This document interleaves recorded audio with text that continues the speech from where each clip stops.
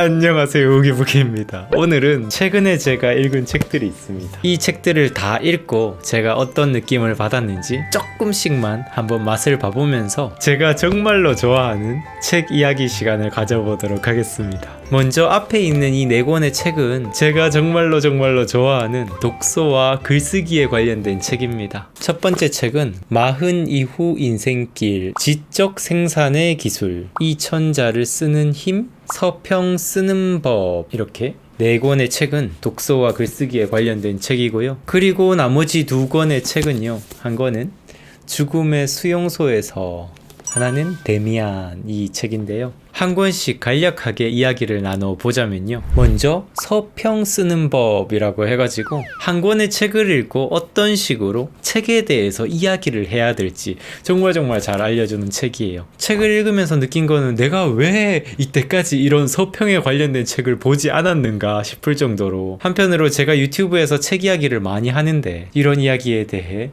좀 무지했다는 것에 대해서 좀 많이 반성을 해보게 됐고요. 제가 이 책을 다 읽고 뒤에다가 이렇게 한 줄의 문장을 적었는데, 책을 긍정하기만 하던 내게 비평의 길로 안내해준 책이라고, 이렇게 제가 이 책에 대한 한 줄 평을 이렇게 해놨는데요. 사실 저는 책을 긍정하기만 하는 경향이 많았고, 안 좋은 책들은 아예 그냥 얘기를 안 해버림으로써 저만의 평을 했었는데, 이 책에서는 왜 그 책이 나에겐 안 좋게 느껴졌는지 이런 이야기를 하는 것도 책을 좋아하는 독자들에게 긍정적인 영향을 줄 수 있다라는 것을 제게 알려주었습니다. 이 책의 87페이지에 너무 공감되는 부분이 있어서 잠깐 읽어드릴게요. 각 장을 읽고 난 후에는 생각으로 혹은 기록으로 핵심을 정리하는 것이 좋습니다. 목차를 앞에 펼쳐놓고 다른 이에게 장별로나 절별로 요지를 간결하게 설명할 수 있을 정도로 정리가 되면 좋습니다. 제가 예전에 각인 독서법이라고 해가지고 앞에다가 목차를 이렇게 펼쳐놓고 그 목차별로 한 줄 요약을 계속 해나가면서 책을 보면 매우 도움이 됩니다 라고, 이렇게 책 한 권의 내용을 구조화하는 방법을 알려드린 적이 있는데요. 그 내용이 여기서도 발견이 돼서 내가 하고 있던 책 읽기 방법이 괜찮은 방법이었구나 라는 이런 공감을 할 수가 있었고요. 이렇게 책 한 권을 읽고 나서 장별로 한 줄 요약을 해봄으로써 나중에 서평을 쓸 때도 그걸 잘 활용할 수 있을 거라 생각하니까 이 부분이 너무 좋았어요. 그리고 또 공감됐던 부분이 151페이지에 이런 부분이 있습니다. 마음에 와닿거나 불편하게 다가온 본문을 옮겨줬고 자신의 생각을 적어보세요. 이렇게 발췌하고 평가하는 글이 축적되면 그게 모여 하나의 큰 그림을 그리게 됩니다 라고 이야기하는데요. 이거는 제가 영상에서 초서 독서법이라고, 책을 읽으면서 좋았던 부분을 밑줄을 긋고 그 부분을 옮겨 적은 다음에 그 아래에다가 자신의 생각을 기록해 놓는 방법, 이 방법을 이 책에서 그대로 알려주면서 이걸 토대로 나중에 서평을 쓰는 방법을 안내를 해주더라고요. 그래서 한편으로 저는 조금 막연하게 초서독서법이 정말 좋은 줄은 알고 있었지만, 이렇게 조금 더 서평을 쓰는데 활용할 수 있는 방법으로의 이런 기록법을 알려줘서 제가 하고 있던 게 괜찮은 방법이구나 라는 확인을 함과 동시에 한 걸음 더 나아가서 어떻게 잘 활용해 볼 수 있을지에 대해서도 생각을 해볼 수 있는 정말 좋은 기회였어요. 서평 쓰기에 관심이 있으신 분들은 이 책 정말 추천해 드릴게요. 와, 너무 좋았습니다. 그리고 이번 책은 우메사오 다다오의 지적 생산의 기술이라는 책인데요. 제목 그대로입니다. 독서나 글쓰기를 하면서 어떻게 지적인 생산물을 만들어낼지 그 기술에 대해서 이야기를 하는 책입니다. 제가 지금 하고 있는 유튜브로 영상을 만들고 그리고 글을 계속 쓰는 작업을 하기 위해서 제목에 이끌려서 구매를 했었는데요. 책을 이중으로 읽어라 라는 부분이 있어요. 책을 이중으로 어떻게 읽냐 하면, 첫 번째로 읽을 때는요, 밑줄을 그으면서 이 책의 저자의 기준으로 책을 보는 겁니다. 저자가 어떤 주장을 하고 있고 어떤 근거를 제시하는지, 저자가 말하고자 하는 바를 기준으로 삼으면서 처음부터 끝까지 이렇게 정독을 해나가는 거예요. 그리고 이제 두 번째로 다시 재독을 할 때는 저자의 기준이 아니라 이제는 나의 기준으로 책을 다시 보라고 이야기합니다. 첫 번째 읽을 때는 저자가 중요하다고 생각하는 걸 파악하는 데 중점을 뒀었다면 이번에는 나의 삶에 중요한 게 어떤 지점인지 파악을 하면서 다시 읽어보는 거예요. 물론 그런 부분들은 저자가 중요하다 생각하는 지점과 독자가 중요하다 생각하는 지점이 똑같을 수도 있고 다를 수도 있겠죠. 이렇게 두 번째로 재독을 해나가면서 여기서 중요한 지점이 자신이 중요하다고 생각하는 건 이제 발췌해서 따로 기록을 꼭 해두라 라고 이야기를 하는데 아까 서평 쓰는 법에서 알려줬던 발췌하고 평가를 하는 이런 방법을 여기서도 또 활용을 할 수가 있는 거죠. 이렇게 책을 이중으로 읽게 되면요, 나중에 책 한 권에 대해서 이 책의 저자는 이런 주장을 하고 이런 근거를 듭니다, 이 책의 주제는 이런 내용입니다 라고 이렇게 책을 요약하고 설명하는데도 확실한 지식을 얻을 수가 있고,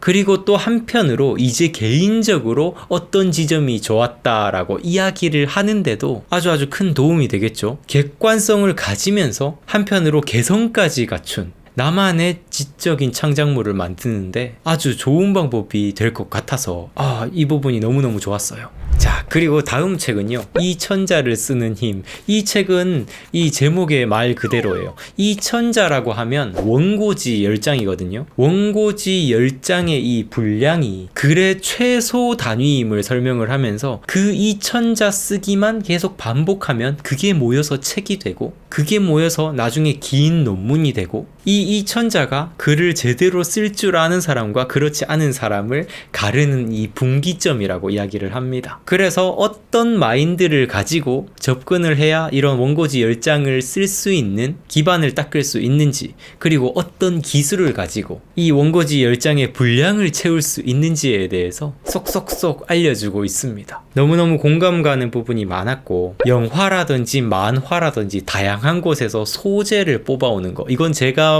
예전부터 정말 좋아하는 작업들인데, 이런 작업들을 통해서 어떻게 글을 풍성하게 만드는지도 소개를 해주고요. 앞으로 계속 글을 쓰고 싶은 제게 많은 인사이트를 준 책이에요.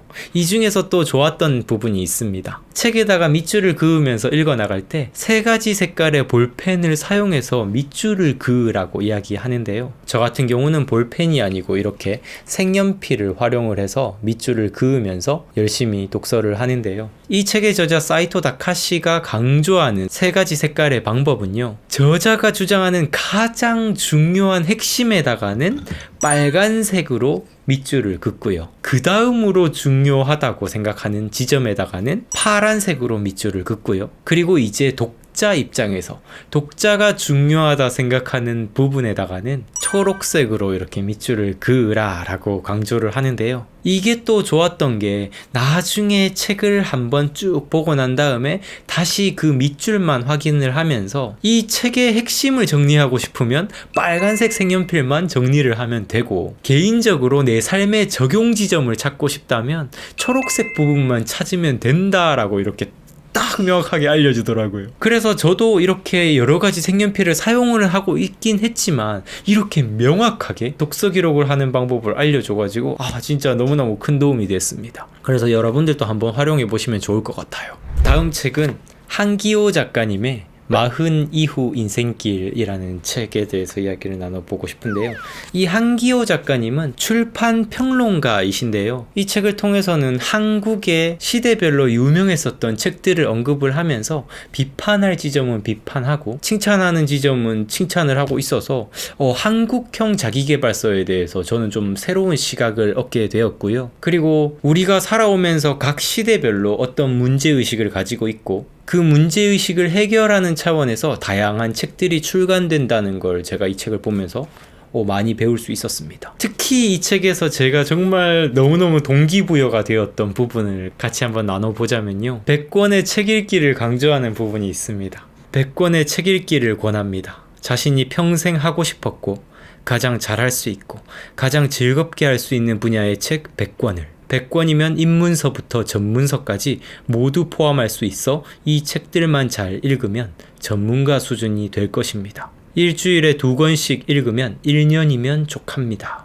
인생을 새로 시작해보는 겁니다 라고 이야기를 하는데, 제가 예전부터 이런 내용들만 있으면 저도 모르게 이 엄청난 동기부여를 받거든요. 제가 독서를 시작한 지 지금 5년째 돼가고 있는데, 그 5년 전과 지금을 비교해보면 정말 이 독서를 계속 해오면서 물론 아직도 갈 길이 멀지만 정말 이전과 비교했을 때 정말 어마어마하게 저의 정신의 수준이 바뀌었다고 생각하거든요. 진짜 책이라는 거는 이게 100권씩 읽어 나갈 때마다 이 의식의 지평을 완전히 열어버리는, 뭔가 개안을 하는 듯한, 눈을 새롭게 뜨는 듯한 그런 느낌을 줘서 제가 이렇게나 독서하면서 성장하는 이 삶을 좋아하는 건데, 이 한기호 작가님도 이렇게 책 100권 읽기를 통해서 한 번 업그레이드 되고 다시 또 100권으로 새롭게 업그레이드 되는 이런 방법들을 제시하고 있어서 제가 이 부분을 보면서 너무너무 동기부여를 받았습니다. 사실 이 책을 처음 샀었던 이유도 앞에 보면 독서 100권으로 찾는 이라는 이렇게 작은 어구가 있어요. 그리고 40 이후 인생길 이렇게 있는데, 사실 이 독서 100권이라는 용어가 너무 좋아가지고 이 책을 샀었는데, 물론 이 책을 보면서도 단순히 이런 독서 100권에 대한 동기부여를 받은 것 뿐만 아니라 무조건 베스트셀러라고 열심히 따라만 다니고 이게 아니라 진짜 내 삶의 중요한 문제의식을 가지고 어떤 책을 읽어야 될지에 대해서 책을 보는 관점을 열어줬다는 점에서 정말 많은 깨달음을 얻게 해준 책이었습니다. 자, 그리고 다음 책은요, 빅터 프랭클의 죽음의 수용소에서입니다. 이 책은 빅터 프랭클이라는 분의 책, 이 책은 정말 유명한 책이죠. 이번에 제가 유튜브 멤버십 생방송에서 이 책을 가지고 독서 모임을 진행을 했었는데, 빅터 프랭클이라는 분은 정신과 의사예요. 그런데 그 나치 수용소에서 몇 년간 정말 고초를 겪거든요. 그런 수용소 생활을 하면서 자신의 모든 가족들을 다 잃고, 그리고 본인도 정말 생명을 거의 유지하기 힘들 정도로까지 이렇게 몸이 약해지고 하는 엄청난 고초를 겪었는데, 정신과 의사다 보니까 분명 또 그 안에서 느끼는 게 일반 사람들과는 또 다른 관점으로 계속해서 생각을 해보게 됐을 것 같아요. 그래서 이 빅터 프랭클이 이 책을 통해서 자신의 경험들을 이렇게 보여주고 그 속에서 자신만의 어떤 정신적인 접근법을 개발을 하고, 정말 힘든 상황, 정말 고초를 겪는, 최악으로 치닫는 이런 상황 속에서도 어떻게 삶의 의미를 발견하고 어떻게 살아야 될지를 스스로 결정하는지 이 책에서 정말 잘 보여주고 있습니다. 특히 이 책을 보다 보면 빅터 프랭클의 이론이라고 하죠. 로고 테라피라고 하는데, 정신분석학의 역사 속에서 정말 중요한 분기점을 제시하는 위대한 정신치료요법을 이렇게 만들어냈다는 것만 해도 정말 이분의 위대함이 크게 느껴졌는데요. 정말 인생을 살아가면서 한 번쯤은 꼭 읽어봐야 될 책이라고 느꼈고, 여러분들께도 한번 추천해 드릴게요. 마지막 책은 데미안입니다. 이 책은 제가 처음 봤을 때도 그냥 바로 저의 인생책이 된 책이었고요. 이번에 제가 3번째인가 4번째 읽은 책인데요. 정말 대표적인 성장 소설이죠. 새는 알에서 나오려고 투쟁한다. 알은 세계이다. 태어나려는 자는 하나의 세계를 깨뜨려야 한다. 라는 이런 명언이 나오는 정말 유명한 책이죠. 한 사람의 의식이 어떤 식으로 성장해 나가는지, 어떤 변화를 겪는지 정말 잘 묘사한 책이 아닐까. 약간은 몽환적이기도 하면서 한편으로 뭔가 심오한 지혜를 제공하는 것 같기도 하면서 정말 다양한 생각을 들게 하는 그런 책인데요. 이번에 읽으면서 좋았던 부분을 읽어드리도록 할게요. 한 사람 한 사람의 삶은 자기 자신에게로 이르는 길이다. 길의 추구, 오솔길의 암시다. 일찍이 그 어떤 사람도 완전히 자기 자신이 되어본 적은 없었다. 그럼에도 누구나 자기 자신이 되려고 노력한다. 그냥 뭔가 제가 지금 걷고 있는 이 길이 갑자기 막 떠오르면서, 걸어가는 이 길이 솔직히 쉽지만은 않은 것 같은데 괜찮다라고 이야기해 주는 것도 같고, 정말 중요한 걸 잊지 말라고 이야기해 주는 것 같기도 하고요. 제가 이거를 읽고 저만의 기록을 해봤었는데요. 읽어드릴게요. 그게 중요한 게 아닐까? 완전한 자기 자신이 될 수 없다는 걸 인정하면서도 결국 그 완전과 가장 가까운 곳에 당도하기 위해 계속해서 자기 자신이 되려 하는 것. 그것이 가장 중요한 게 아닐까? 난 그동안 참으로 오랫동안 타인이 되려고 했다. 타인의 옷을 껴입고 타인의 모습을 따라하고 타인의 향수를 뿌렸다. 그리고 그런 모습이 나의 진정한 모습인 것 마냥 사람들 앞에서 거들먹거렸다. 그렇게 나는 나를 잃었고 세상을 잃었다. 이젠 진정한 내가 되기 위해 노력할 뿐이다. 온전히 나만의 길로 나아가는 데만 온 신경을 집중해 본다. 그렇게 살아갈 것이다. 내 세상을 회복하고 나를 되찾고 온전한 나 자신이 되기 위해 이 좁은 길을 걸어가는 것이다. 뭔가 혼자 중2병 같은 그런 기록을 이렇게 혼자 끄적끄적 적었었는데 뭔가 더 이상 제가 아닌 것 같은 그런 삶을 따라하려고 아등바등 하지 말자. 오히려 그렇게 아등바등할 그 에너지를 정말 나다운 곳에 쓰기 위해서 노력하자라는 생각을 해본 것 같아요. 또 한 구절 좋았던 부분을 읽어드릴게요. 솔직히 이 책은 정말 너무너무 좋은 부분이 많아가지고 읽어드리자면 정말 뭐 밤새도록 읽어드릴 수도 있는데 하나만 더 읽어보겠습니다. 그때 나는 눈먼 듯 이리저리 헤매었다. 내 마음속에서는 폭풍이 포효하고 있었다. 한 걸음 한 걸음이 위험이었다. 앞에는 지금까지의 모든 길이 그리로 들어가 가라앉아 버리고 마는 수렁의 어둠밖에 아무것도 안 보였다. 그리고 나의 내면에서는 인도자의 모습을 보았다. 데미안을 닮았으며 그 눈에 내 운명이 적혀 있었다. 어떻게 이렇게 묘사를 할 수 있는지 저는 해세가 너무너무 좋고요. 여기서는 지금 주인공 싱클레어가 이 데미안의 이미지를 생각을 하는데 우리의 삶 속에서도 분명 어떤 이미지가 있을 것 같아요. 내가 흔들리고 정말 앞길이 암흑 같고 어디로 어떻게 나아가야 할지 모를 것 같을 때 뭔가 저 멀리 보이는 아주 작은 등불처럼 자신의 길을 인도하는 어떤 이미지 있잖아요. 우리가 인생을 살아가면서 정말 삶의 분기점이 되게 한 한 권의 책이 될 수도 있고 자신을 각성하게 한 어떤 잠깐의 경험이 될 수도 있고 인생의 여정 중에 만난 스승님이 될 수도 있고 아니면 이 책에서 나오는 데미안 같은 친구가 될 수도 있고요.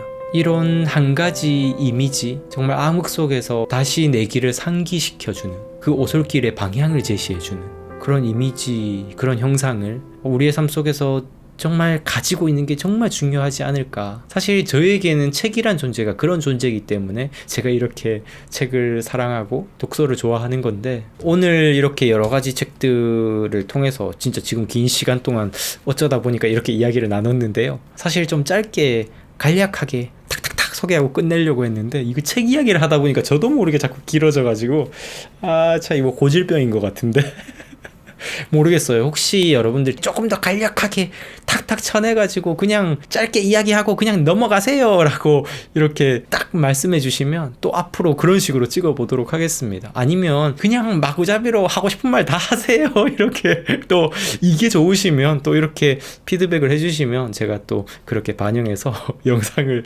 최대한 찍어보도록 노력하도록 하겠습니다. 최근에 읽은 책들 한 권 한 권 제게 정말 다양한 지점에서 배울 점들이 많아가지고 나한테 필요한 책인 것 같은데 싶은 책이 있으면 구매를 해보시든지 도서관에서 빌려보시든지 한 번 정도 읽어보시면 좋을 것 같고요. 독서를 하면서 우리 이렇게 한 걸음씩 성장해 갔으면 좋겠습니다. 네, 감사합니다. 성장하는 방송, 성장에 관한 방송 우기부기TV 손승욱이었습니다. 뿅!